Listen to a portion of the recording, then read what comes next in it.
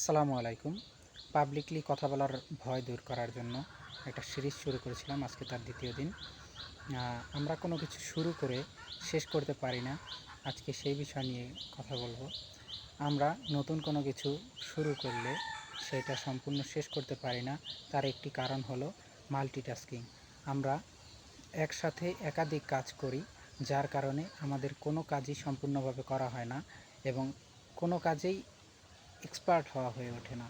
যদি আমরা একটি কাজকে এককভাবে নিয়ে সেটাকে কাজ করি, সেটার বিষয়ে সফলতা আসেই।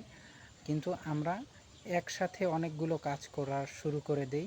আজকে হয়তোবা প্রোগ্রামিং শুরু করলাম, কালকে হয়তোবা একটা ছোট ব্যবসা শুরু করার চিন্তা করলাম, আজকে আবার দেখা গেল হয়তোবা ডিজিটাল মার্কেটিং শুরু করলাম, কিংবা এআই লার্নিং শুরু করলাম, অথবা ডাটা সায়েন্স। আমরা যেটাই শুরু করি না কেন, যে কোনো একটা বিষয়ে যদি আমরা ফোকাস থাকি, তাহলে আমাদের সফলতা আসবে ইনশাল্লাহ। তবে আমাদের লেগে থাকতে হবে এবং একটা বিষয় নিয়ে কাজ করতে হবে। আমরা একসাথে একাধিক বিষয়ে যদি কাজ করার চেষ্টা করি, তাহলে আমাদের কোনোটাই হবে না। এজন্য আমাদের উচিত হবে যে কোনো এক এক করে এক একটা বিষয়ে এক্সপার্ট হওয়া। ধন্যবাদ সকলকে। আসসালামু আলাইকুম।